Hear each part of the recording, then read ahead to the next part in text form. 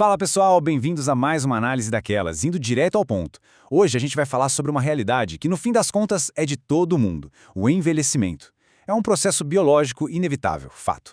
Mas a grande sacada aqui é, junto com a idade vem aquela busca quase implacável para não perder a independência. Como é que a gente garante que até as coisas mais simples do dia a dia continuem sendo feitas com segurança, sem aquela fadiga chata batendo a porta? É exatamente isso que a gente vai desvendar agora. E aí entra aquele debate clássico, né? Para combater esse declínio físico que acompanha a terceira idade, o que funciona mais? Puxar ferro na academia ou simplesmente sair para dar aquela caminhada no parque? Muitas vezes a gente vê tanta informação solta por aí que fica difícil saber o que fazer. Então nós vamos ver o que a ciência rigorosa realmente tem a dizer sobre essas duas abordagens. Bom, começando pelo nosso primeiro ponto, o desafio do envelhecimento e a nossa biologia. O grande vilão dessa história tem nome e sobrenome: sarcopenia. É basicamente a perda de massa, de força e de potência muscular. E olha esse dado, é impressionante. Depois dos 65 anos de idade, essa perda não só continua, como ela acelera absurdamente, caindo entre 12% e 15% a cada década. E o pior, isso ataca muito mais as nossas pernas do que os braços. É como se a natureza fosse tirando aos pouquinhos a força que a gente precisa para levantar de uma cadeira ou subir um degrau. E isso, claro, ameaça de verdade a autonomia de qualquer um. Vamos então ao estudo clínico, conduzido pela USP ao longo de 12 meses. Olha só que interessante o que os pesquisadores fizeram. Eles recrutaram 96 idosos lá na cidade de São Paulo, todos com mais de 60 anos. Mas o detalhe de ouro é este. Todo mundo ali era sedentário. Ninguém tinha feito nenhum exercício regular nos últimos 6 meses. Mas também não tinham nenhuma limitação médica grave. E aí, essa turma toda foi dividida aleatoriamente em 2 grupos para encarar desafios físicos bem diferentes. De um lado, ficou o grupo do treino resistido, a galera dos pesos. O esquema deles era 1 hora de treino 2 vezes na semana, focando em 6 exercícios progressivos para peito, costas, pernas e panturrilhas.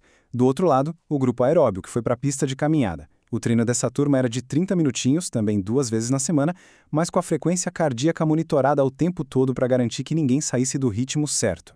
Tá, mas como a gente mede quem se deu melhor nessa história? Para isso, os cientistas usaram uma bateria de testes padronizada, que eles chamam de SPPB. É um negócio simples, mas super preciso, que tem 3 etapas. A primeira é o tempo que a pessoa leva para sentar e levantar de uma cadeira 5 vezes sem usar os braços para dar impulso. A segunda mede a velocidade da caminhada em um trajeto curto. E a terceira avalia o equilíbrio estático, que é ficar de pé em posições diferentes por 10 segundos. Isso aí criou a nossa linha de largada, o ponto zero de todo mundo. E a coisa não parou por aí, não. Para ter o quadro completo da saúde funcional desse pessoal, os pesquisadores também incluíram outras métricas. Teve o teste de flexibilidade no banco de Wells, que é aquele em que você tenta alcançar os pés com as pernas esticadas, e também o teste de caminhada de 6 minutos, onde a meta é cobrir a maior distância possível sem perder o fôlego. Tudo isso foi medido rigorosamente no início, na metade e no final desse 1 ano inteiro de pesquisa. Avançando para os resultados. Primeiro, força e o impacto do treino resistido. E adivinha só? A galera que puxou peso teve uma melhora brutal, estatisticamente falando, na flexibilidade, e também conseguiu reduzir bastante o tempo necessário para sentar e levantar da cadeira. Pessoal, na prática, isso é uma verdadeira virada de jogo. Significa que o treino de força não só deixou a musculatura mais firme, como devolveu a capacidade dessas pessoas de levantarem do sofá sozinhas, com segurança. É a pura definição de não depender de ajuda no dia a dia. Agora, vamos dar uma olhada no outro lado da moeda. O grupo aeróbio e os ganhos de resistência. O pessoal da caminhada definitivamente não ficou para trás. Eles tiveram resultados incríveis na velocidade do passo e na distância total que conseguiam percorrer naqueles 6 minutos. E por que isso é importante? Porque a literatura médica já cansou de alertar que pernas fracas e uma caminhada lenta são o passaporte para desenvolver dependência física. Então o fato dos caminhantes ganharem mais fôlego e velocidade virou literalmente um escudo contra a perda de autonomia.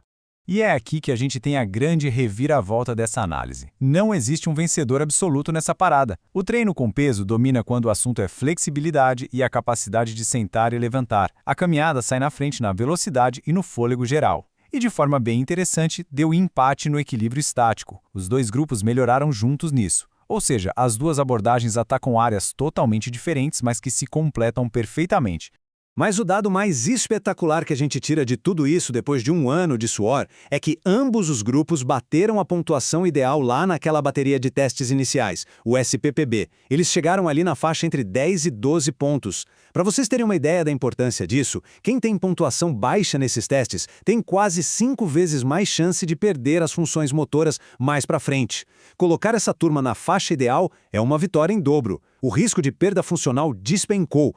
Mas como a vida real não é tão simples, vamos falar agora sobre o obstáculo da adesão.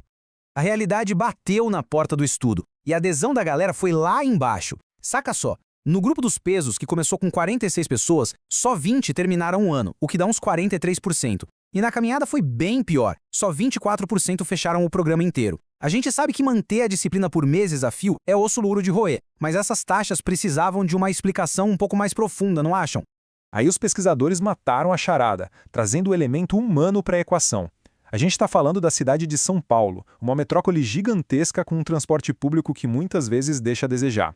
Imagina o perrengue logístico de um idoso cruzar essa selva de pedra exaustiva toda semana só para chegar no centro de treinamento. É uma barreira colossal. O melhor exercício do mundo simplesmente perde a utilidade se a pessoa não tem como chegar até o local. Indo direto para o nosso veredito. A síntese ideal. A conclusão de tudo isso não podia ser mais clara. O envelhecimento saudável não escolhe um lado. A verdadeira defesa exige uma combinação inteligente das duas coisas. O aeróbio é fundamental para garantir o coração em dia, a velocidade e a resistência.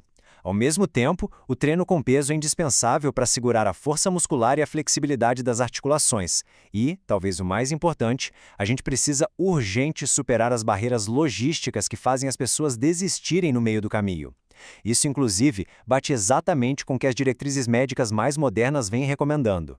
E para fechar o nosso bate-papo, eu deixo uma provocação para a gente refletir. Os dados mostraram sem sombra de dúvida que o exercício salva a independência de quem envelhece. A biologia funciona, o corpo responde. Mas se as pessoas abandonam o hábito porque o ônibus não passa ou chegar lá é um sofrimento, o problema deixa de ser só da medicina e vira uma questão de infraestrutura. Como é que a gente desenha as nossas cidades para que a nossa saúde seja o foco e não uma corrida de obstáculos impossível? Fica aí essa reflexão sobre como o lugar onde a gente vive molda a nossa biologia. Espero que essa análise tenha trazido bastante clareza para vocês. Um abraço e até a próxima.